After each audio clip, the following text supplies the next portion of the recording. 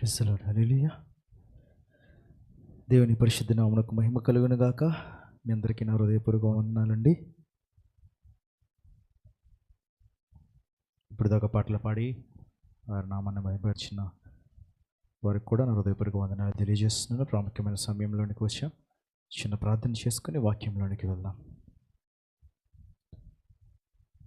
మమ్మల్ని మిక్కిలిగా ప్రేమిస్తున్న మా పరలోకపు తండ్రి, ఘనమైన దేవ, మీ పరిశుద్ధ నామమునకు వేలాది స్తుతులు స్తోత్రాలు వందనాలు చెల్లించుకుంటున్నాం నాయన తండ్రి. ఇంతవరకు నీ రెక్కలైన భద్రపరిచావు ప్రభువా, ప్రతి విషయంలో సహాయం చేసావు, నీకు వందనాలు తెలియజేస్తున్నాను తండ్రి. ప్రాముఖ్యమైన సమయానికి తీసుకుని వచ్చావు. కొద్ది నిమిషాలు నీ పక్షంగా నిలబడి ముచ్చటించాలని ఆశపడుతుండగా మట్టి వాడిని మరుగు చేయమని, నీ వాక్కులు నాకు మాకు అందించమని, ఏం మాట్లాడినా ఉంటున్నారో తండ్రి అయ్యా మీరే మాట్లాడి మీ నామానికి మహిమ తెచ్చుకోమని యేసయ్య అతి పరిశుద్ధ నామాన్ని స్తుతించి ప్రార్థించి వేడుకుంటున్నాను తండ్రి. ఆమేన్. హల్లెలూయా. మీ అందరికీ నా వందనాలండి.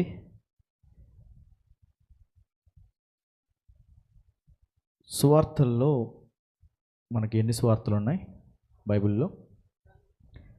4 సువార్తలు పరిశీలించి చూసినప్పుడు కొన్ని సంఘటనలు ఒక చోట ఉన్నది, వేరే చోట ఉంటాయి. అలాగే 2 సువార్తలలో ఉన్న జరిగిన సంఘటనలు బైబిల్లో పొందుపరిచారు. అలాగా 3 పొందుపరిచారు. దేవుడు చేసిన కార్యములన్నిటిలోకెల్లా ఒకే దాన్ని మాత్రం 4 సువార్తల్లో కూడా పెట్టారు. 4 సువార్తల్లో కూడా ఉండిద్ది. ఏంటిది అది? ఎంతమందికి తెలుసు? నేను చెప్పాను ఆల్రెడీ, రెండోసారి నేను చెప్పడం ఇక్కడ ఇదే వాక్యాన్ని. సపోజ్ ఉదాహరణకి గెరాసేనీల దేశానికి వెళ్ళాడు, ఒక చోట అది ఉంటుంది. ఒక చోట గదరేనీల దేశానికి వెళ్ళాడని ఉంటుంది. అక్కడ ఏది ఉన్నప్పటికీ సేన అనే దయ్యములు పట్టినవాడు కామన్. అక్కడ రాసి ఉంటుంది, ఇంకో చోట రాసి ఉంటుంది. మార్కులో ఉండిద్ది, ఇంకో చోట ఉండిద్ది. అలాగా కళ్ళు ఇవ్వడం గురించి కానీ, లేదా స్వస్థపరచడం గురించి కానీ, పక్షవాయు గలవాడి గురించి కానీ, కుష్ఠిరోగం గురించి కానీ, ఏదైనా సరే ఉండిద్ది 2-3 చోట్ల.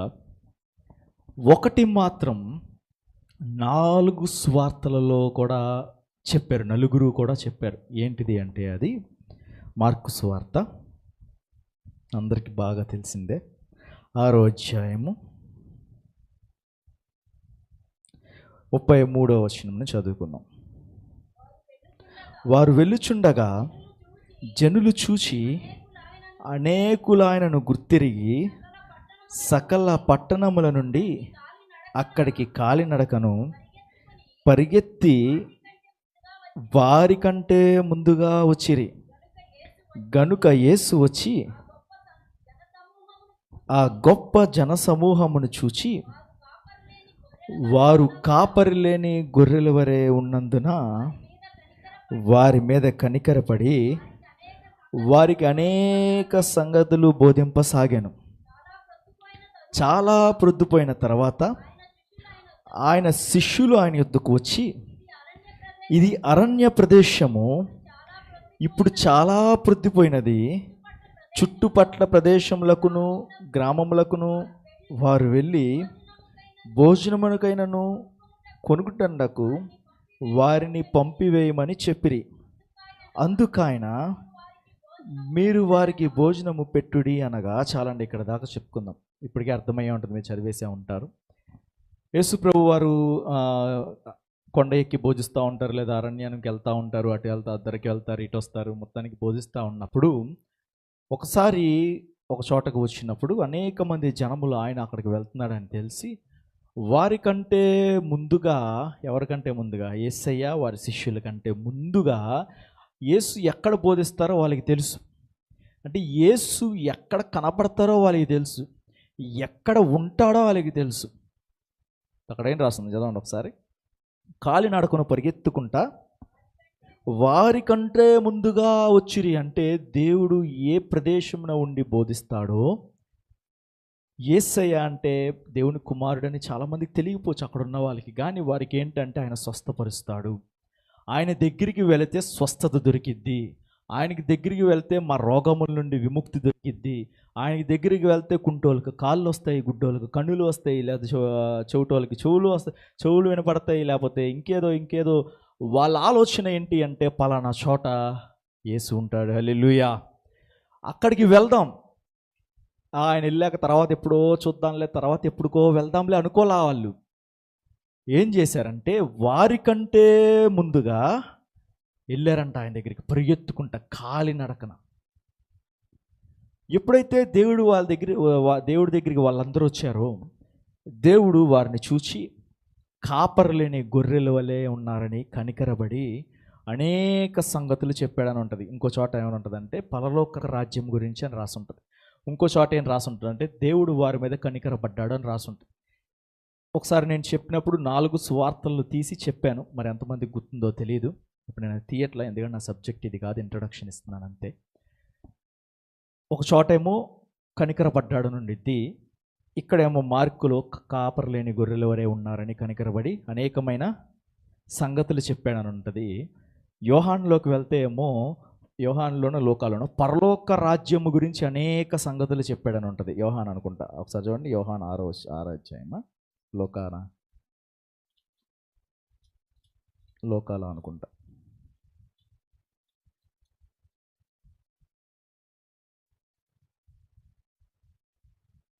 లేదు, లోకాలో ఉండిద్ది. లోక 14లోనే ఇక్కడ ఉండిద్ది.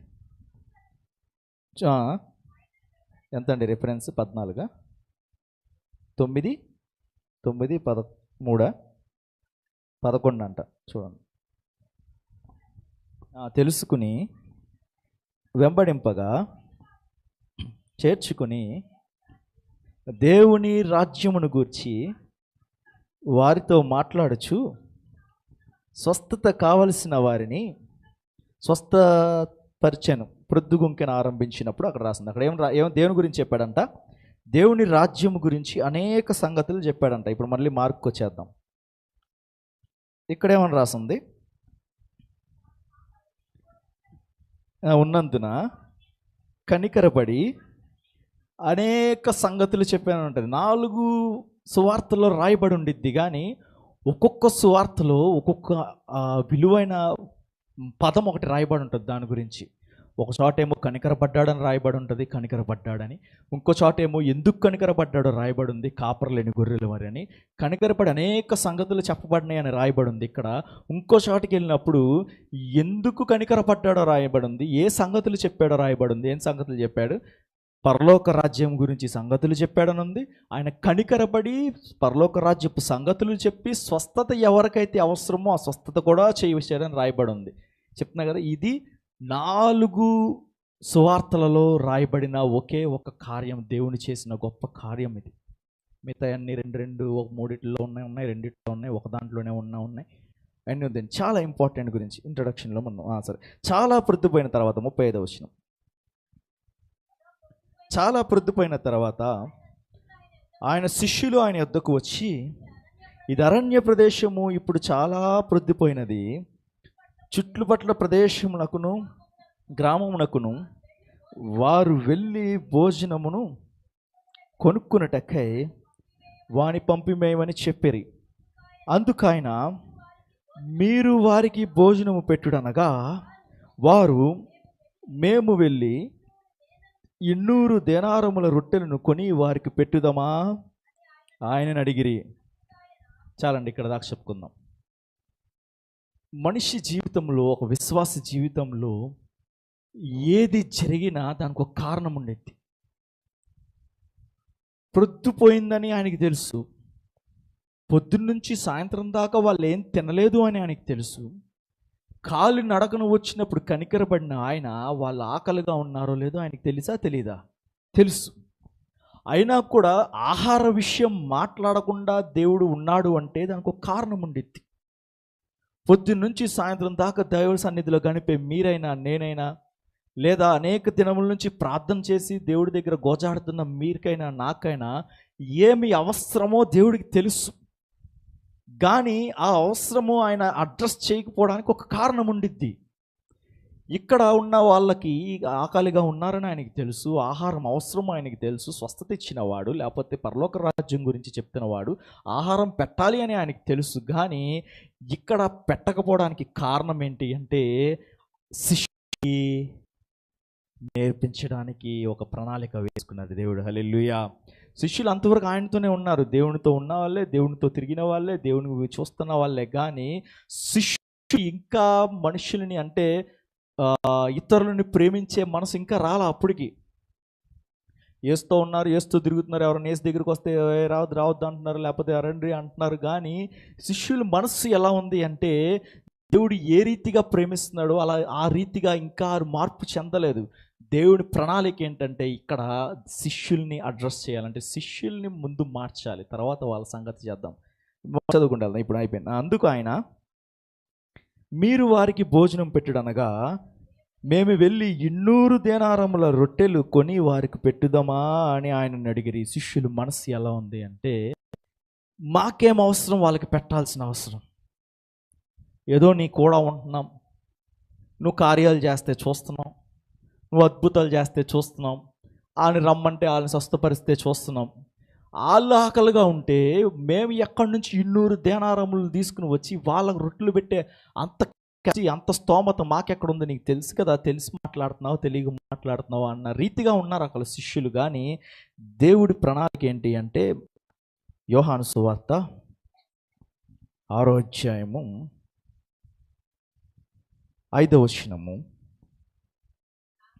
కాబట్టి యేసు కన్నులెత్తి బహుజనులు తన యొద్దకు వచ్చుట చూచి వీరు భుజించుటకు ఎక్కడ నుండి రొట్టెలు కొన్ని తెప్పింతుమని ఫిలిప్పును అడిగాను. కానీ ఏమి చేయనయుండెనో తానే ఎరిగి ఉండి అతనిని పరీక్షించుటకు అలాగడిగాను. ఇక్కడ ఉన్న జనసమూహము ఆకలితో ఉండడానికి కారణం ఏంటి అంటే దేవుడికి తెలుసు ఎప్పుడు చేయాలో, ఎలా చేయాలో, ఎంతవరకు మనం శ్రమలు అనుభవించగలమో, ఎంతకాలకు మనం సహించగలమో, ఏ సమయంలో మనకు ఆహారం పెట్టాలో, ఏ సమయంలో దీవెనలు ఇవ్వాలో ఆయనకి తెలుసు. కానీ ఇక్కడున్న జనసమూహమును బట్టి ఎవరిని పరీక్షించాలనుకున్నాడు?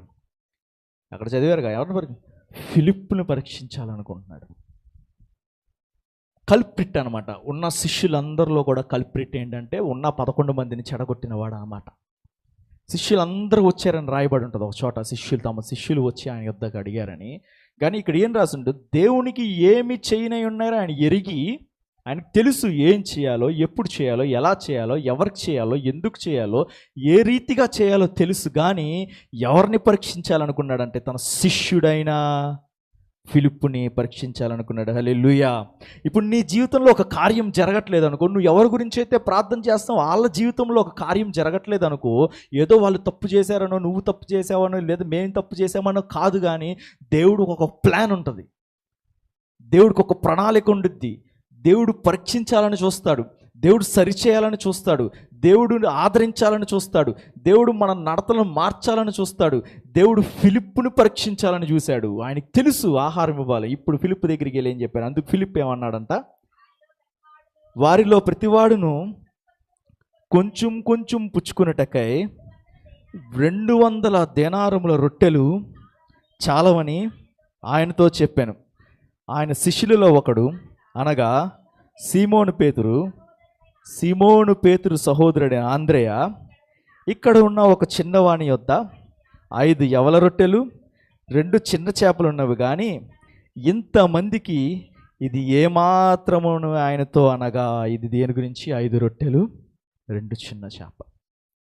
అనేక సార్లు ఈ వాక్యం వినుంటాం. మన దగ్గరున్నది దేవునికి ఇస్తే దేవుడు ఆశీర్వదిస్తాడు.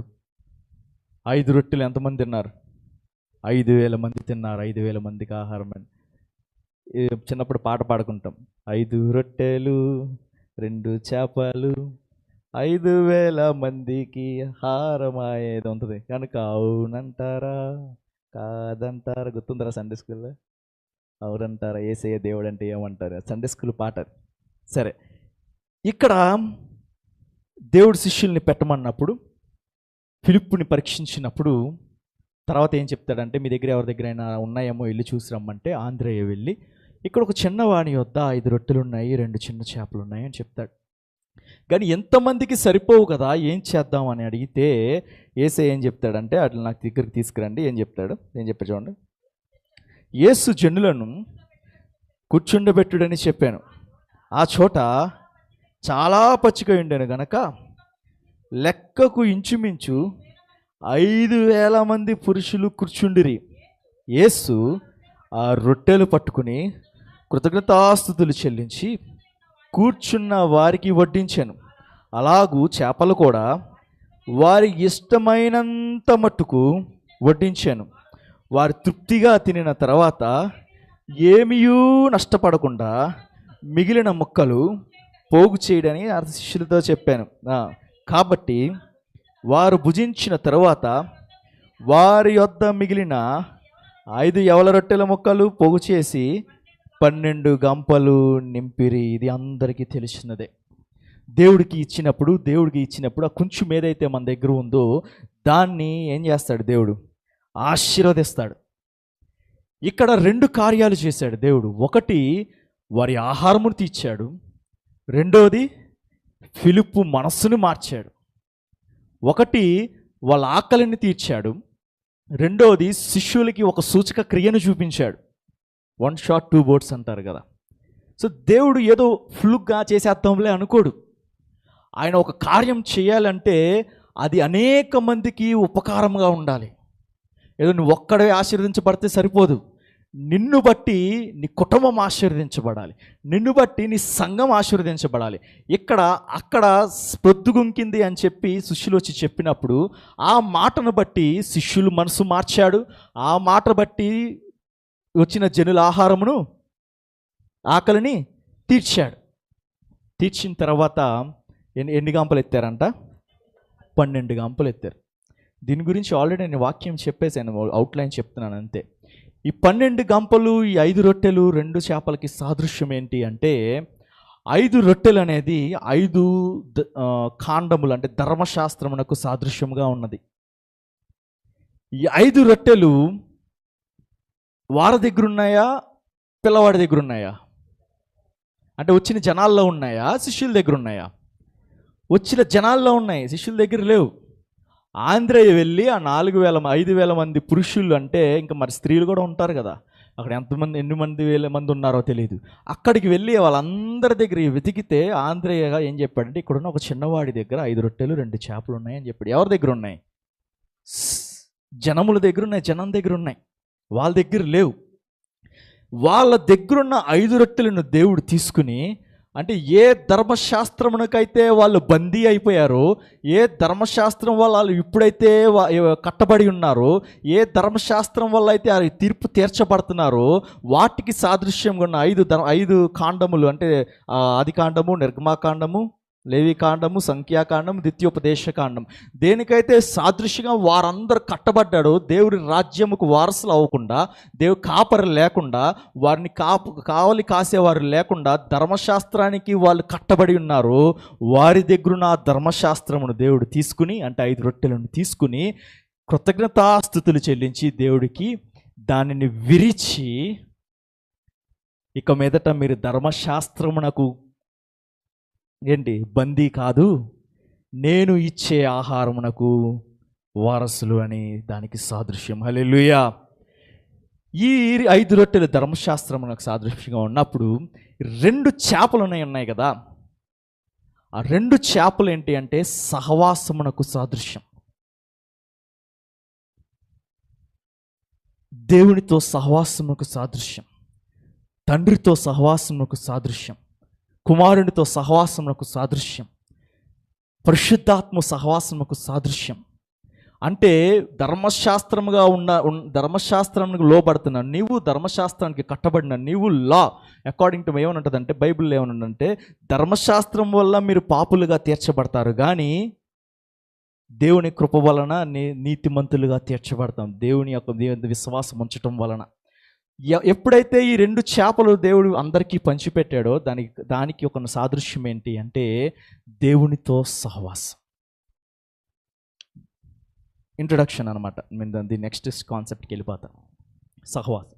మిగిలిన 12 గంపల నిండా ఎత్తడానికి సాదృశ్యం ఏంటి అంటే ఇశ్రాయేలు యొక్క 12 గోత్రాలకు సాదృశ్యం. అంటే దేవుని సువార్త 12 గోత్రాల ద్వారానే వచ్చింది, బయటకు వచ్చింది అనమాట లెక్క. అంటే ఆ 12 గోత్రాల నుంచే మొదలైంది. వారి నుంచే మొదలైంది స్టార్టింగ్. ఎవరికైతే ఆ రొట్టెలు అనేది దేవుడు ధర్మశాస్త్రం విరచడం అనేది, దేవుడు ఆయన కృపను పంచడం అనేది స్టార్టింగ్ 12 గంపలు ఏంటంటే దానికి సాదృశ్యం. అయిపోయింది, ఇది ఇక్కడ దాకా అయిపోయింది. అయిపోయిన తర్వాత ఇదే యోహాను సువార్తలో, యోహానేనా, ఒక్క నిమిషం అండి, మార్కు సువార్త రండి, 6వ అధ్యాయము 52వ వచనం ఒకసారి చదవండి.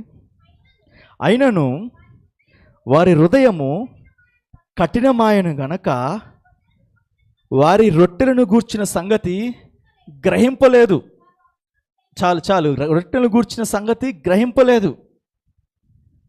దేవుడు ఆశీర్వదించాడు, రొట్టెలు మొక్కలు అంతమంది 5,000 మంది తినేశారు. మిగిలిన 12 గంపలు ఎత్తాము. 2 చేపలు కూడా వాళ్ళు ఎంత ఆశ కొలది పెట్టాడు, గంపలు ఎత్తామని అనుకుంటున్నారే కానీ రొట్టెలను గూర్చిన సంగతి వాళ్ళకి గ్రహింపలేదు. ఎందుకు గ్రహింపలేదు అంటే యోహాను సువార్త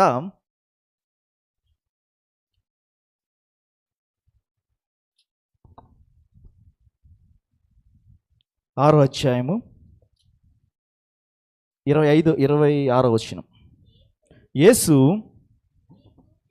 మీరు సూచనలను చూచుట వలన కాదు కానీ రొట్టెను భుజించి తృప్తి పొందుట వలననే నన్ను వెతుకుచున్నారని నీతో నిశ్చయముగా చెప్పుచున్నాను. దేవుడు విరిచిన సూచన, దేవుడు ఎందుకు విరిచాడు, దేవుడు ఎందుకు దాన్ని ఆశీర్వదించాడు, ఎందుకు 2 చేపలను పెట్టాడు, దేవుడు ఎందుకు 12 గంపలను పెట్టాడు, మనం వాటి సూచనలు గ్రహించాం.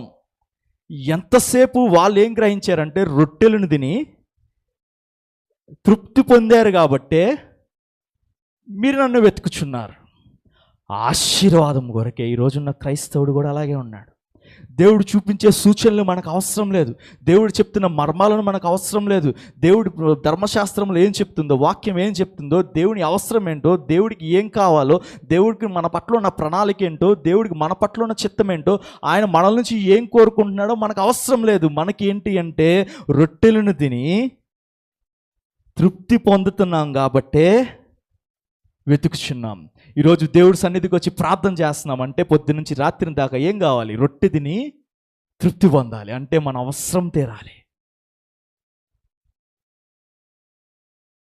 ఆదివారం దేవుడి సన్నిధికి అమ్మో మానేస్తే దేవుడు ఎక్కడ కోపం వచ్చిద్దో, అమ్మో మానేస్తే దేవుడు మనం చేస్తున్న పనిలో అడ్డం పెట్టేస్తాడేమో, మనం వెళ్తే అప్పుడు మనం చేసే పని సక్రమంగా జరిగిద్ది. మన రొట్టె మనకు అవసరం, అంటే మనం భుజించాలి, మన తృప్తి పొందాలి. యేసే వారికి చెప్తున్నాడు కదా, మీకు సూచనలు అవసరం లేదు, నేను ఎందుకు రొట్టెని విరిచానో మీకు అవసరం లేదు, ఎందుకు మిమ్మల్ని పంచానో మీకు అవసరం లేదు, 2 చేపలను ఎందుకు అంతమంది తిన్నారో మీకు అవసరం లేదు, 12 గంపలు తిన్నా దాన్ని ఎత్తాం మీకు అవసరం లేదు. ఎందుకు మా వెనకాల మళ్ళీ వచ్చారంటే ఎందుకు వచ్చామంట, ఎందుకు వస్తున్నామంట? దాని యొక్క గ్రహింపు మనకలా హృదయం కఠినం అయిపోయిందంట. మన హృదయంలో ఏం కఠినం అయిపోయిందంటే దేవుడు మంచి చేసినంతసేపు దేవుడు, మంచి చేయనంతసేపు దేవుడు లేడు, ఏం లేదు, ప్రార్థన లేదు, వాక్యం లేదు. రోజు ప్రార్థన చేసుకుంటారు, రోజు బైబిల్ చదువుతారు. చిన్న సమస్య రాగానే దేవుడు మనకేం చేయడు, పక్కన పడేస్తారు. మళ్ళీ బూజు దులుపుకొని తెచ్చుకోవడమే, దుమ్ము దులుపుకొని. ఎంతమంది లేరు క్రైస్తవుల్లో? ఎంతమంది ప్రార్థనాపరులు దేవుడు అడిగిని చేయలేదని చెప్పి దేవుడి మీద ఆయాసం పెట్టుకున్న వాళ్ళు లేరు? అసలు దేవుడు అడిగినప్పుడు చేయకుండా ఉండడు. కీర్తనలో ఉంటుంది, 145:18 ఉంటుంది, తీయవసరం లేదు. ఆయనకి మొర్రపెట్టిన వారికి నిజముగా మొర్రపెట్టిన వారికి సమీపముగా ఉన్నాడు. నువ్వు నిజంగా మొర్ర పెడితే, అయ్యా నువ్వు తప్ప నాకెవరు లేరయ్యా, నిజంగా మొర్ర పెడితే, నేను పలానా చోటకి వెళ్తున్నాను ఆశీర్వదించేయా, లేదా పలానా చేద్దాం అనుకుంటున్నా దీవించేయా, మనం డిసైడ్ అయిపోయాం, ఏం చేయాలనుకుంటాం డిసైడ్ అయిపోతాం, ఏం చేద్దాం అనుకుంటాం డిసైడ్ అయిపోతాం, మన ఆశ ఏంటో మనం డిసైడ్ అయిపోతాం, మన కోరికలు ఏంటో మనం డిసైడ్ అయిపోతాం, మనం చేయాల్సింది డిసైడ్ అయిపోతాం. ఆయన దగ్గరకు ఒక మాట చెప్పాలి కాబట్టి చెప్తున్నాం. నిజంగా మొర్ర పెట్టడం అంటే ఏంటంటే, నాకు ఏం చేయాలో తెలియదు, ఏమి తోచని పరిస్థితుల్లో నేనున్నా, నువ్వు తప్పితే సహాయము లేదు. నువ్వు నిజంగా మొర్ర పెడితే ఎక్కడున్నాడంట? సమీపముగా ఉన్నాడంట. దేవుడు ఆశీర్వదిస్తాడని రాకండి. రొట్టెలు ఇస్తాడని రాకండి. దేవుడు దీవిస్తాడని రాకండి. అభివృద్ధి చేస్తాడని రాకండి. ప్రార్థన చేసుకుంటే మంచి ఫలితాలు వస్తాయని రాకండి. ప్రార్థన చేసుకుంటే లైఫ్ బాగుంటుందని రాకండి. దేవుడి దగ్గరికి ఎందుకు రావాలంటే దేవుడికి మన పట్ల ఉన్న ప్రణాళిక ఏంటో తెలుసుకోవడానికి రావాలి. ఏం అడగవసరంలా దేవుణ్ణి. ఎంత కఠినంగా ఉన్నా దేవుడు ఏం చేస్తున్నాడంటే మళ్ళీ లోకాసు వార్త 8వ అధ్యాయం 8వ మొదటి నుంచి చదువుకుందాం. 8వ అధ్యాయం మొదటి నుంచి చదువుకుందాం. ఆ దినములలో మార్క్స్ వార్త 8:1 నుంచి చదువుకుందాం. ఆ దినములలో మరి ఒకసారి బహుజనులు కూడి రాగా వారికి తిననేమియూ లేనందున యేసు తన శిష్యుల యొద్దకు పిలిచి, జనులు నేటికి 3 దినముల నుండి నా యొద్దనున్నారు. వారికి తిననేమియూ లేనందున నేను వారి మీద కనికరపడుచున్నాను. నేను వారిని ఉపవాసముతో తమ ఇండ్లకు పంపివేసిన ఎడల మార్గములో మూర్ఛిల్లిపోవుదురేమో. వారిలో కొందరు దూరం నుండి వచ్చి ఉన్నారు. వారితో చెప్పాను. అందుకు ఆయన శిష్యులు, ఈ అరణ్య ప్రదేశంలో ఒకడు ఎక్కడ నుండి రొట్టెలు తెచ్చి వీరిని తృప్తి కలిసిడని ఆయన అడిగిరి. ఆయన మీ వద్ద ఎన్ని రొట్టెలు ఉన్నావని అడగగా వారు 7 అనిరి. అక్కడికి ఇక్కడికి వ్యత్యాసం చూడండి. మొదటిసారి రొట్టెలు అడిగినప్పుడు వాళ్ళు ఏం చెప్పారు? మా దగ్గర లేవు. ఎక్కడి నుంచి తెచ్చారు రొట్టెలు? చిన్నవాడి దగ్గర నుంచి తీసుకుని వచ్చారు. ఇప్పుడు మరలా అయ్యింది.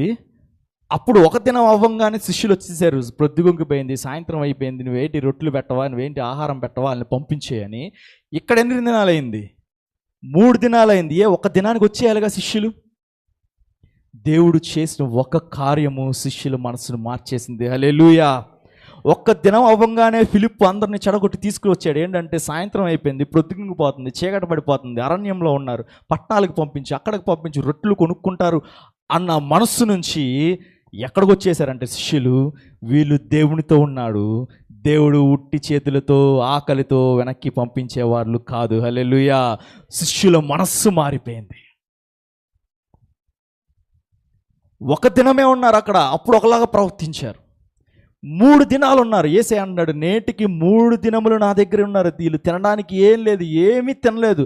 ఒకవేళ నేను ఆకలితో పంపించేస్తే మూర్ఛపోతారేమో. చాలా దూరం నుంచి వచ్చారు. నువ్వు ఎక్కడి నుంచి వచ్చావు? నీ ఆశ ఏంటో? నువ్వు ఎన్ని దినాలు దేవుడితో గడుపుతున్నావు? ఎంత ఆకలితో ఉన్నావు? ఎంత బాధతో ఉన్నావో దేవుడికి తెలుసు.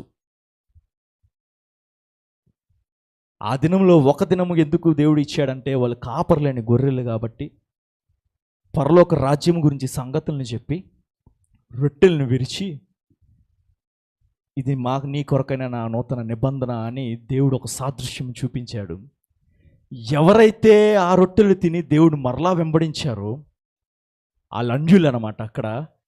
ఇక్కడ ఉన్న వాళ్ళు విశ్వాసులకు సాదృశ్యంగా ఉన్నారు. 3 దినములు దేవుని సన్నిధిలో గడిపిన వారు విశ్వాసులకు సాదృశ్యంగా ఉన్నారు. అంటే 3 అనగా త్రిత్వం, 3 అనగా దేవుని సంఖ్య, 3 అనగా తండ్రి, కుమార, పరిశుద్ధాత్మ, 3 అనగా దేవుని మీద పూర్తిగా ఆనుకొనడం. హల్లెలూయా.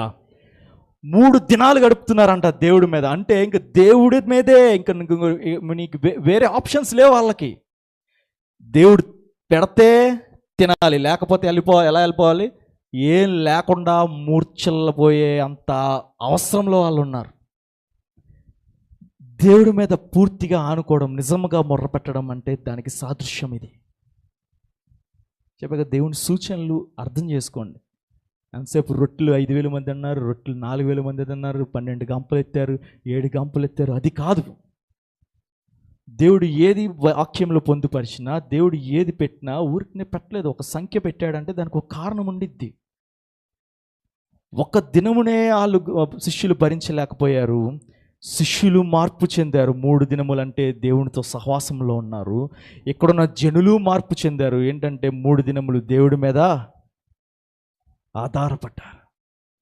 మనుషుల ఆలోచనలు ఎలా ఉంటాయంటే, సపోజ్ ఎవరికన్నా డబ్బులు అవసరం అనుకోండి, దేవుడు వస్తారు, ప్రార్థన చేస్తారు. మనకి ప్రార్థనలో ఎవరైతే మనకి అప్పు ఇవ్వగలరో వాళ్ళని అడుగుదాం, వీళ్ళని అడుగుదాం, వాళ్ళని అడుగుదాం అనుకుంటారు. సరే అయ్యా, మరి నేను వాళ్ళని అడుగుతున్నాను, వాళ్ళ మనసు మార్చాయని వెళ్ళిపోతారు. ఇంకేంటి దేవుడి మీద ఆధారపడేది? ఆ దేవుడి మీద ఆధారపడ్డమా? 3 దినములు అంటే దేవుడు సంపూర్ణంగా ఆధారపడ్డమా? నీ ఆలోచన దేవుడికి చెప్పి సహాయం చేయమని అడగడమా? దేవుని ఆశ ఏంటంటే, నా మీద ఆధారపడు, నాతో గడుపు. నీ ఆలోచనలు కాదు, నీ ఆలోచనలు నాకు చెప్పొద్దు. నీకు ఆకలిగా ఉందని నాకు తెలుసు, నువ్వేం తినలేదని నాకు తెలుసు, నీ అవసరం ఏంటో నాకు తెలుసు. నేను ఒకవేళ నీకు సహాయం చేయకపోతే నువ్వు మూర్ఛిల్లిపోతావని నాకు తెలుసు. నువ్వు దూరం నుంచి వచ్చావని తెలుసు, కష్టపడి వచ్చావని నాకు తెలుసు, కాలి నడకతో వచ్చావని నాకు తెలుసు, జనులందరినీ నాపేసిన నాకన్నా ముందుగా వచ్చావని నాకు తెలుసు. కానీ నువ్వు నా మీద ఆధారపడుతున్నావా? ఎప్పుడు పెడతారా తిందామని ఆధారపడుతున్నావా? అంటే ఎప్పుడు ఆశీర్వాదం వచ్చిద్దా అని చెప్పి చూస్తున్నావా? దేవుడు నీ మనసు చూస్తాడు. ఇక్కడ నా 3 రోజులు దేనికి సాదృశ్యం అని చెప్పా? తండ్రి, కుమార అంటే దేవుని మీద పూర్తిగా ఆధారపడ్డం. ధర్మశాస్త్రం ప్రకారం తండ్రి మీద ఆధారపడ్డం, కృప ప్రకారం క్రీస్తు మీద ఆధారపడ్డం, దేవునితో సహవాసం అంటే పరిశుద్ధాత్మ రాబోయే, అంటే ఇప్పుడు మనమున్న కాలంలో పరిశుద్ధాత్మతో సహవాసం ఆధారపడ్డం అన్నమాట. ఇప్పుడు మనము 3 దినములు గడపడం అంటే 3 రోజులు సంఖ్య, 3 రోజులు ఉంటే దేవుడు చేసేస్తాడని కాదు. అక్కడ నువ్వు దేవుడి మీద ఆధారపడినప్పుడు ఒక్క ప్రార్థన చాలు, ఒక్క ప్రార్థన చాలు. నిజముగా ఆయన దగ్గరుండి పాదాలు పట్టుకుని కన్నీరు కార్చినప్పుడు బైబిల్లో అనేకమైన సంగతులు ఉన్నాయి.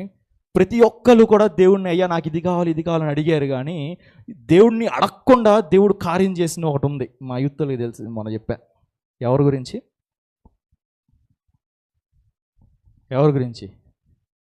ఆమె అడగదు, వెధవరాల గురించి. ఆమె అడగదు, నాకు ఇది కావాలయ్యా అది కావాలయ్యా అని అడగదు. కొడుకు చనిపోతాడు. ఎక్కడుందమ్మా రెఫరెన్స్? అది మార్కులో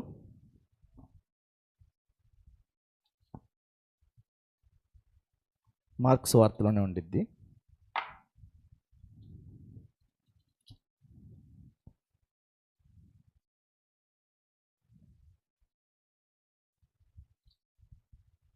మార్కా, లోకానా? అయితే కొడుకుని తీసుకెళ్ళి పాతి పెట్టడానికి తీసుకెళ్తున్నప్పుడు ఆమె ఏడుస్తా నుంచి ఉంటుంది.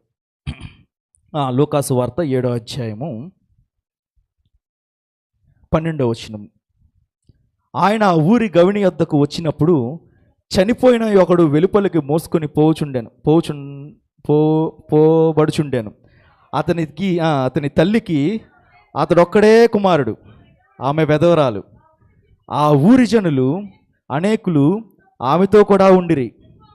ప్రభు ఆమెను చూచి ఆమె అందు కనికరపడి ఏడవద్దని ఆమెతో చెప్పి దగ్గరకు వచ్చి పాడెను ముట్టగా మోయుచున్నవారు నిలిచిరి.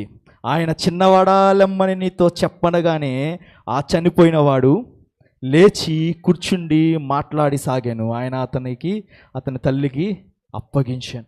ఇక్కడ తల్లి యేసయ్యని అడగల, ఓ గోజాడు నా చెయ్యి మా కొడుకు అని అడగల.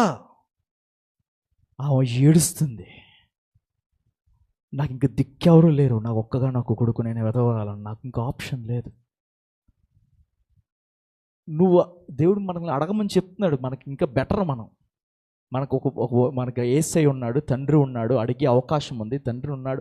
ఆయన దగ్గర గోజాడే కనపడుతుంది, మనకు ఒక ఆశ్రయ దుర్గం కనపడుతుంది. ఆవిడకి ఏం లేదు, ఆయనకి తెలియదు, యేసు గురించి తెలుసో లేదో తెలియదు. అప్పటికి యేసు దేవుడని, మరణించి తిరిగి లేచాడని, ఆయన నమ్మితే మన పరలోక రాజ్యం వెళ్తామని, మన ప్రతి అవసరం తీరుస్తానని ఆయనకి తెలియదు. ఆ మనస్సు ఏంటంటే, నాకు ఇంకెవరూ లేరు, నేను ఒంటరి దానిని, ఎవ్వరితో మాట్లాడట్లా, నా కొడుకు చనిపోయాడు, ఎవరిని అడగట్లా, బ్రతికించమని అడగట్లా, ఏం చేయట్లా. గౌని యొద్ద నుండి, అంటే గుమ్మం దగ్గర నుంచి ఎంట్రన్స్లో ఊరు బయట ఎంట్రన్స్ దగ్గర నిలబడి ఏడుస్తుంటే, ఆ ఏడుస్తున్న వెధవరాలను చూచి దేవుడు ఏం పడ్డాడంట? కనికరపడ్డాడు. నువ్వు నేను ఏడిస్తే కనికరపడ్డా? నువ్వు నేను రోజులు తరబడి ఏడాలా? మనం ఎందుకు ఏడ్చినప్పుడు కనికర పడట్లేదంటే మనం వేరే ఆప్షన్ పెట్టుకుంటాం. చేద్దాం, ఇది అవ్వకపోతే ఇంకోటి చేద్దాం, దేవుడి దగ్గరికి వచ్చి ప్రార్థన చేద్దాం చేద్దాం చేద్దాం, ఇది అవ్వకపోతే వేరే ఆప్షన్ అది పెట్టుకుందాం. నువ్వు ఆప్షన్స్ పెట్టుకున్నంత వరకు దేవుడు నీకు ఆన్సర్ ఇవ్వడు. నిజముగా మొర్ర పెడితేనే సమీపముగా ఉంటాడు. అవేం అడగల, మౌనంగా ఉంది, ఏడుస్తుంది. దేవుడు కనికరపడ్డాడు. నా కొడుకును బ్రతికించమని అడిగిందా ఇక్కడ? అడగల. మనం మిగతా అన్నీ చూసినప్పుడు కుంటోడు అడుగుతాడు, గుడ్డోళ్ళు అడుగుతారు, లేదా వేరే వాళ్ళు తీసుకొస్తారు, వాళ్ళు తీసుకొస్తారు, లేకపోతే ఇంకో లేదో పక్షవాయు గలవాడిని తీసుకొస్తారు, అన్నీ వస్తారు. ఎక్కడ ఎలా ఉందంటే ఆయన వెళ్ళిపోతున్న పాడిని ఆపి, చనిపోయిన వాడిని లేపి తల్లికి అప్పగించాడు. నువ్వు ఏడుస్తుంటే చూసి నవ్వేవాడు కాదు ఆయన. హల్లెలూయా. మనం అడగవసరం లేదు. నిజంగా బాధపడతా ఉంటే దేవుడి సన్నిధి దగ్గరికి వచ్చి మౌనంగా ఏడుస్తూ ఉంటే నీ ప్రార్థన కూడా అవసరంలా. నాకు అది కావాలయ్యా, నాకు ఇది కావాలయ్యా, నేను అలా అయిపోయినా, అవసరం లేదు కూడా. నువ్వు నిజంగా నాకు ఇంకెవ్వరు లేరయ్యా నువ్వు తప్ప అని దేవుడి దగ్గర మౌనంగా ఏడిస్తే చాలు, కన్నీరు కారిస్తే చాలు. విరిగి నలిగిన హృదయం ఆయనకి ఇష్టమైన బలియాగం. వెధవరాలు అది చేసింది, అక్కడున్న ముసలావిడ అది చేసింది, అక్కడున్న తల్లి అది చేసింది. దేవుడికి తెలుసు ఏం చేయాలి. ఏం చేశాడు? వెంటనే వెళ్ళిపోతున్న పాడిని ఆపాడు, చనిపోయిన వాడిని లేపాడు, లేపి అక్కడికి ఇచ్చాడు, తల్లికి అప్పచింపాడు. నీ అవసరం ఏంటో ఆయనకి తెలుసు, నీకేం కావాలో ఆయనకి తెలుసు. అది వెళ్ళిపోయినా, చెయ్యి దాటిపోయినా, అది మన వల్ల ఇంకా రాదు అనుకున్నా కానీ దేవుడు ఆపి తీసుకుని వచ్చి నీ చేతికి ఇచ్చే బాధ్యత ఎవరిది? ఆయనది. కానీ నువ్వు ఆప్షన్లు పెట్టుకుంటే, ఇది కాకపోతే ఇంకోటి, అది కాకపోతే ఇంకోటి అని పెట్టుకుంటే, దేవుడు నేను ఎందుకులే, ఆప్షన్లు ఉన్నాయిగా చూసుకో అంటాడు. నిజంగా మొర్ర పెట్టడం నేర్చుకోండి. నేను పెట్టాను, నేను ఎక్స్పీరియన్స్తోనే చెప్తాను కొన్ని విషయాలు. 90% అని నా ఎక్స్పీరియన్స్తోనే చెప్తా. నిజంగా మొర్ర పెట్టడం ఏంటో నేను తెలుసుకున్నాను, నేను నేర్చుకున్నా, నాకు తెలుసు. దేవుడు తప్పితే ఇంకా వేరే అవకాశం లేదు, సహాయం చేసే అవకాశం అన్న పరిస్థితిలో నేనున్నాను. ఏదో ఇక్కడ నిలబడి చెప్పేవాళ్ళం కాదు. దేవుడు శిష్యులకి ముందు నేర్పించాడు. ముందు దేవుడు ఫిలిప్పును మార్చాడు. దేవుడు ముందు శిష్యులకి నేర్పించాడు, మన దగ్గర ఉన్న రొట్టెలు పెట్టాలయ్యా అని. అప్పుడు వాళ్ళు రెండోసారి, ఇంక వస్తా వాక్యంలోకి వద్దాం, అప్పుడు వాళ్ళు రెండోసారి మా దగ్గర ఏ ఉన్నాయి, ఇన్ని రొట్టెలు ఉన్నాయని చెప్పారు. లేకపోతే ఏమన్నారు? మేము వాళ్ళందరికీ పెట్టాలా? 2.5 దేనారములు, మేము 2.5 దేనారముల రొట్టెలు మేము వాళ్ళు కొని పెట్టాలా అని అనేవాళ్ళు. ఇప్పుడు ఏమంటున్నారు తెలుసా? కొనాల్సిన అవసరం లేదు, ఎందుకంటే ఆశీర్వదించే దేవుడు మన పక్షముగా ఉన్నాడు. హల్లెలూయా. వాక్యంలోకి వచ్చేద్దాం. ఎక్కడున్నాం? మార్కు సువార్త, మార్కు 9:8 చదవండి. ప్రభు ఎన్ని ఉన్నాయి, రొట్టెలు ఎన్ని ఉన్నాయంటే ఏం అడిగాడు? వడుగగా వారు 7 అనిరి. అప్పుడు ఆయన నేల మీద కూర్చుండుడని జనులకు ఆజ్ఞాపించి ఆ 7 రొట్టెలను పట్టుకుని కృతజ్ఞతాస్తుతులు చెల్లించి విరిచి వడ్డించుటకై తన శిష్యులకు ఇచ్చాను. వారు జనసమూహమునకు వడ్డించిరి. కొన్ని చిన్న చేపలు కూడా వారి యొద్ద ఉండగా ఆయన ఆశీర్వదించి వాటిని కూడా వడ్డించుడని చెప్పాను. వారు భోజనం చేసి తృప్తి పొందిన మీదట మిగిలిన ముక్కలు 7 గంపల నిండా ఎత్తిరి. భోజనం చేసిన వారు ఇంచుమించు 4,000 మంది. వారిని పంపిన వెంటనే ఆయన తర్వాత అయిపోయింది. ఇక్కడ చెప్పా కదా, మొదట రొట్టెలు ఎవరి దగ్గర లేవు? శిష్యుల దగ్గర లేవు. వాళ్ళ దగ్గరున్న తీసుకుని వాటిని ఆశీర్వదించి ఇచ్చాడు. ఇంకా శిష్యులు కూడా అప్పటికి మారలేదు. అప్పటికి కూడా వాళ్ళు ఇంకా దేవునితో సహవాసంలో లేరు, ఆయన మనసులు అలా లేవు. ఆ రోజు ఒక దినం ఉంచాడు, ఎందుకంటే 3 రోజులు ఉంచొచ్చు, ఆ రోజు దేవుడు ఉంచలా. ఎందుకంటే దేవుడు ఆ రోజు శిష్యులకి నేర్పించాలనుకున్నాడు. ఒక దినం ఉంచాడు, శిష్యులకి నేర్పించాడు. ఈరోజు 3 దినములు ఉంచాడు, దేవుడి మీద పూర్తిగా ఆనుకోవడం వాళ్ళకు నేర్పించాడు. ఇప్పుడు అంటున్నాడు, వీళ్ళు నా మీదే ఆనుకున్నారు, నేనే సహాయం చేయాలి, నేనే వీళ్ళకి ఆహారం పెట్టాలి, నేనే వీళ్ళని ఆశీర్వదించాలి, నేనే వీళ్ళకి రొట్టెలు ఇవ్వాలి. నేను ఇవ్వకపోతే, నేను ఒకవేళ వీళ్ళు ఉపవాసంతో పంపేస్తే, నిరాశతో పంపేస్తే వీళ్ళు బ్రతకలేరు, మోస్చిల్లిపోతారు. చాలా దూరం నుంచి వచ్చారు, ప్రయాసపడి వచ్చారు. మన దగ్గర ఎన్ని ఉన్నాయి? 7 రొట్టెలు ఉన్నాయి. ఏం చేశాడు దేవుడు? మళ్ళీ దాన్ని కృతజ్ఞతాస్తుతులు చెల్లించి విరిచి వడ్డించుటకై శిష్యులకి ఇచ్చాను. ఈ 7 ఏంటి సాదృశ్యం అంటే, ఈ 7 పరిశుద్ధతకు సాదృశ్యం. ఈ 7 దేవుని సంఖ్య. ఈ 7 దేవునికి సాదృశ్యం. ఈ 7 క్రీస్తుకి సాదృశ్యం. ఈ 7 సంఘములకు సాదృశ్యం. ఈ 7 దేవుడు నడిచిన 7 మెట్లకు సాదృశ్యం.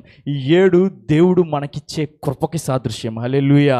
దేవుడు ఏం చెప్తున్నాడంటే, రొట్టెల వలనే కాదు కానీ వచ్చు ప్రతి మాట వలను జీవిస్తాడు. దేవుడు అంటున్నాడు ఈ 7కి సాదృశ్యం ఏంటంటే, లోకరీతిగా ఆశీర్వాదం కాదు, ఆత్మలో కూడా మీరు ఆశీర్వదించబడ్డానికి సాదృశ్యం.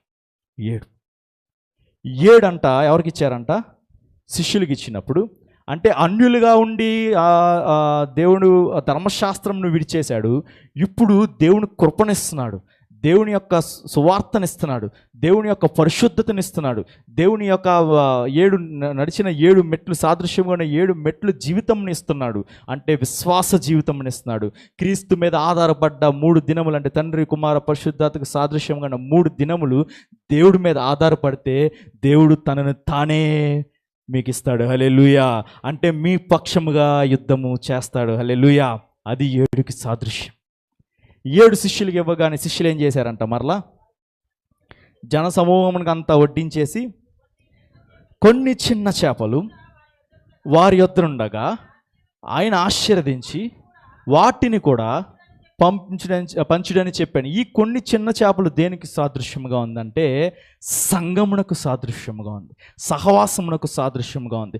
దేవుడిలో రక్షించబడ్డా నువ్వు, దేవుడి మీద ఆధారపడ్డా నువ్వు, దేవుడు కృప పొందుకున్నా నువ్వు, రక్షించబడి దేవుని యొక్క పరిశుద్ధలోకి అడుగుపెట్టిన నువ్వు, నీ లోకంలో తిరిగితే కష్టం అవ్వదు, కృప పొందుకోలేవు, పొందుకున్నదంతా పోయింది. దేవుడు ఏం చెప్తున్నాడంటే, నా ఈ పరిశుద్ధతను నీకు ఇస్తా, 7 రొట్టెలను విరిచి నీకు ఇస్తా. నువ్వు చేయాల్సింది ఏంటంటే సహవాసములో ఉండాలి, సంఘములో ఉండాలి, చేపలతో కలిసి ఉండాలి, చిన్న చేపగా నువ్వు ఉండాలి. సంఘానికి సాదృశ్యముగా ఉంది కొన్ని చిన్న చేపలు, ఏర్పరచబడిన వారు, ఎన్నుకొన్నబడిన వారు. అక్కడ 2 చిన్న చేపలు, అంటే మనము ధర్మశాస్త్రాన్ని విడగొట్టేశాడు కదా. ఇప్పుడు మనం ఎవరితో సహవాసం చేస్తాం? ధర్మశాస్త్రం బట్టి కాదు కదా, మనం ఎవరు? క్రీస్తు సహవాసం. మనము క్రీస్తు, 2 చేపలు. ఇప్పుడు క్రీస్తు కలిగిన పరిశుద్ధత అయిన 7 రొట్టెలను విరిచి మనకి ఇస్తున్నాడు. ఇంకా మనం తీసుకున్నాక రొట్టె తిన్నాం కదా. దేవుడు ఏం చెప్తున్నాడు అంటే, కొన్ని చిన్న చేపలు మీకు అవసరం, అంటే సంఘం మీకు అవసరం, సహవాసం మీకు అవసరం, ఆ సహవాసంలో ఉండడం మీకు అవసరం. కొన్ని చిన్న చేపలు వారి యొద్ద ఉండగా ఆయన తృప్తి కొలది పంచిపెట్టలా. అక్కడ ఫస్ట్ ఏం చేశాడు? 2 చిన్న చేపలు, 2 చిన్న చేపల గురించి చదవండి. 6లో 41 వచ్చిన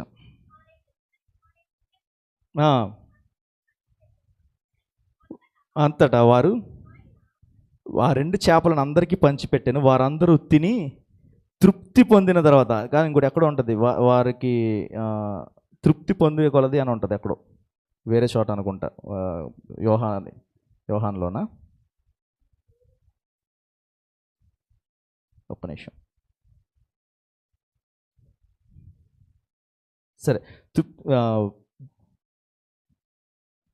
కనిపించలేదండి, సరే క్షమించండి. అయితే ఈ కొన్ని చేపలు సహవాసం సాదృశ్యంగా. ఇప్పుడు ఎన్ని రొట్టెలు మిగిలినాయి అంట? ఎన్ని గంపలు ఎత్తారంట? 7 గంపలను ఎత్తిరి. ఈ 7 గంపలు ఏంటి సాదృశ్యం అంటే, మీరు పరిశుద్ధతగా ఉండి 7 గంపలలో ఉన్న సువార్తను ఎవరికి పంచాలి? మీరు వెళ్ళి సమస్త లోకానికి సువార్తను ప్రకటించాలి. దేవుడికి 7 గంపలు ఏంటి అంటే, సేవకి సాదృశ్యం, సువార్తకి సాదృశ్యం. రక్షించబడ్డ నీవు, దేవుని రొట్టెలు అంటే దేవుని పరిశుద్ధతలో కడగబడ్డ నీవు, సహవాసంలో ఉంటున్న నీవు, దేవుని ఆశీర్వాదము పొందుకుంటున్న నీవు, రొట్టెలు తిన్నాము తృప్తి పొందామని కాదు, కానీ దేవుడి మీద ఆధారపడి దేవునిలోకి కడగబడి, దేవుని పరిశుద్ధతలో కడగబడి, దేవుని పరిశుద్ధతలోకి జన్మించిన మనము, సహవాసంలో ఉన్న మనము ఈ పరిశుద్ధత అనే మెట్టుని కాపాడుకుంటూ, వస్త్రమును కాపాడుకుంటూ, రక్షణ వస్త్రమును కాపాడుకుంటూ 7 గంపలలో ఉన్న సువార్త, అంటే పరిశుద్ధమైన సువార్త, అంటే మంచి వార్త, దేవుని యొక్క రక్తమును, అంటే దేవుని అంటే ఉంటుంది కదా, మన త్యాగమును గురించిన సువార్త అందరికీ పంచడాన్ని 7 గంపలకు సాదృశ్యం. ఆ 12 గంపలు 12 గోత్రాలకు సాధ్యమేసే దాని ద్వారా ఏదైతే ధర్మశాస్త్రానికి కట్టుబడ్డ 12 గంపల్ని దేవుడు ఏదైతే ధర్మశాస్త్రం నుంచి విడిపించి 12 గోత్రములు దేవునిలోకి మార్చాడో, ఈ పరిశుద్ధమైన 7 సంఖ్య గల ఈ 7 గంపలు దేవుని స్వార్థకు సాదృశ్యముగా ఉంది. ఈ సూచనలు మనకు అర్థం కావు. దేవుడు ఏం చెప్తున్నాడంటే, రొట్టెలు తింటున్నారు, తృప్తి పొందుతున్నారు, అందుకనే వస్తున్నారని బాధపడుతున్నాడు. ప్రతిదానికి ఒక కారణం ఉండేది. ధర్మశాస్త్రంని విరచడానికి కారణం ఏంటంటే, ధర్మశాస్త్రం బట్టి మరణం మన మీద ఏలుబడి చేసి, ధర్మశాస్త్రం బట్టి పాపులుగా తీర్చబడతాం, ధర్మశాస్త్రం బట్టి మనం మరణానికే అంకితం. కానీ దేవుడు దాన్ని విరిచేశాడు, సిలువలో విరిచేశాడు. తన శరీరమును, మీరు యోహాను తర్వాత చదువుకోండి, ఈ యోహాను తర్వాత మీరు దానికి వెళ్ళిపోతే దాని గురించి ఆ రోజు 7వ అధ్యాయం వెనక్కి వెళ్ళిపోతే, ఇంతకు చెప్పాను కదా, ఒక నిమిషం, యోహాను 6 వెళ్ళిపోతే 27వ వచనం, యోహాను సువార్త 6వ అధ్యాయం 27వ వచనం. క్షయమైన ఆహారం కొరకు కష్టపడుకుడి కానీ నిత్య జీవము కలుగు అక్షయమైన ఆహారం కొరకే కష్టపడి మనుష్య కుమారుడు దానిని మీకు ఇచ్చును. ఇందుకై తండ్రి అయిన దేవుడు ఆయనకు ముద్ర వేసి ఉన్నాడని చెప్పాను. ఆయన పంచిన 7 రొట్టెలే క్రీస్తుకు సాదృశ్యం. క్షయమైన ఆహారం కాదు, ఏదో తిన్నాము తృప్తి పొందామని కాదు, ఏదో స్వస్థపరచబడ్డామని కాదు.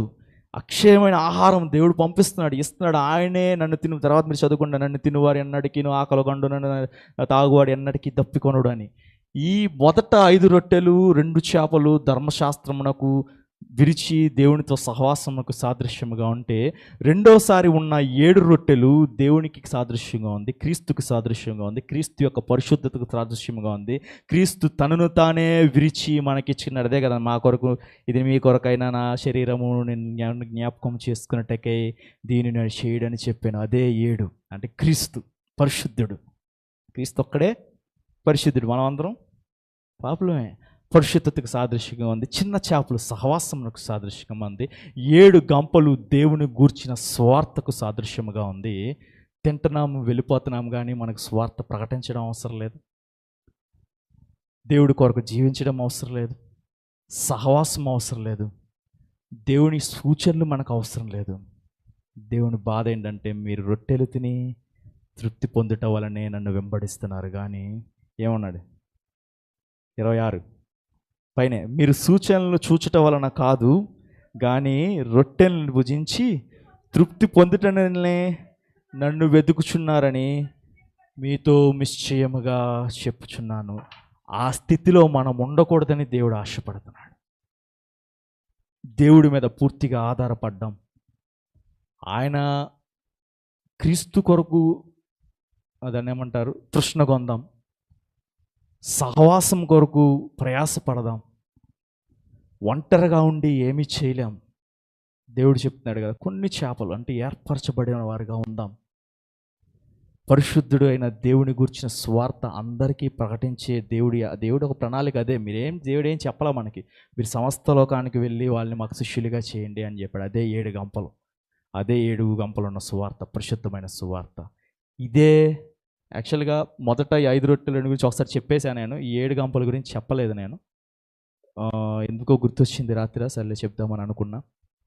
ఇప్పటి నుంచి అయినా వాక్యం చదివినప్పుడు దాంట్లో ఉన్న మర్మమును అర్థం చేసుకోండి. శారీరకంగా ఆలోచించొద్దు. శారీరకమైన ఆశీర్వాదం గురించి నేను ఎప్పుడు చెప్పను, ఎందుకంటే నరపుత్రుడా, ఆత్మలో వర్ధిల్లు కొలది అన్ని విషయంలో దేవుడు వర్ధిల్ల చేస్తాడు. 3 దినములు మీరు ఆకలిగా లేరు, ఏం తినకుండా ఉన్నారని ఆయనకు తెలుసు. మీరు ఆకలిగా ఉన్నారని ఆయనకు తెలుసు. మీ అవసరం ఏంటో ఆయనకి తెలుసు. పక్షుల కంటే మనం శ్రేష్టమైన వారము. దేవుడు విడిచిపెట్టడు. అది కావాలి, ఇది కావాలి, అది చేయండి, ఇది చేయండి అడగవసరం లేదు. నీకు నిజంగా మొర్ర పెడితే, చెప్తున్నాగా నిజంగా నా ఎక్స్పీరియన్స్ నేను చెప్తున్నా, దేవుడి దగ్గరికి వచ్చి ఏం అవసరం లేదు, సైలెంట్గా 1 గంట అలా కూర్చుని నిజంగా మొర్ర పెడితే, ఈ ప్రార్థన చేయవసరం, ఏం చేయవసరం, నడిపించే దేవుడు ఆయనే. ప్రార్థనలో నడిపిస్తాడు. నువ్వు గట్టిగా అవసరం లేదు, ఆయనే చూసుకుంటాడు. ఆయనే మన ప్రతి అవసరతను తీర్చేవాడు. హల్లెలూయా. దేవుడి చిన్న మాటలు దీవించును గాక. ఆయన పరిశుద్ధ మహిమ కలుగును గాక. మీ అందరికీ నా వందనాలు.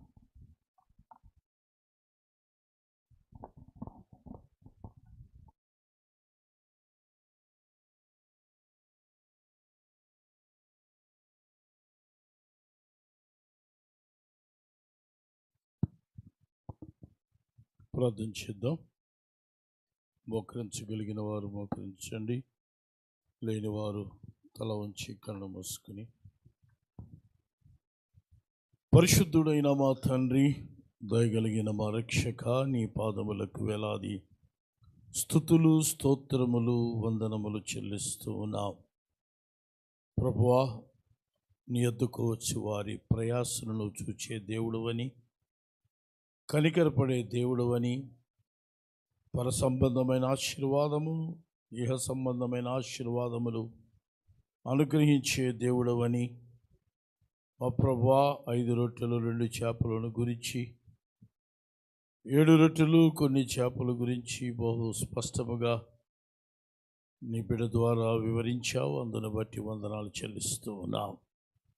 తండ్రి, అనేకులను తృప్తిపరచడానికి, మేము తృప్తి పొందడానికి ఆ చేపలు మేమే, ఆ రొట్టెలు మేమే అని గ్రహింపు మాకు దయచేయండి నాయన.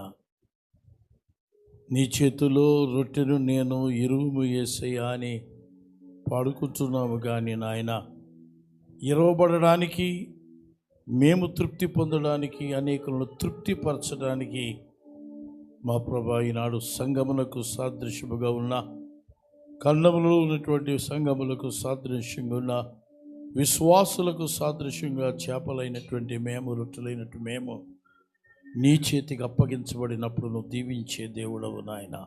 గుర్తుబడిన వాక్యములు ఫలింపచేయండి. నీ కృపాస్తాలకు నన్ను మమ్మల్ని అప్పగిస్తుండగా దీవెనతో నింపండి.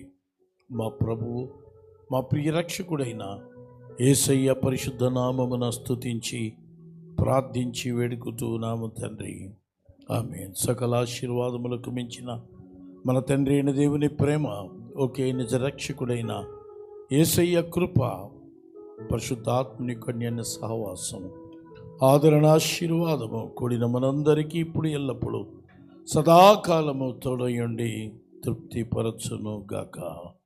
ఆమేన్.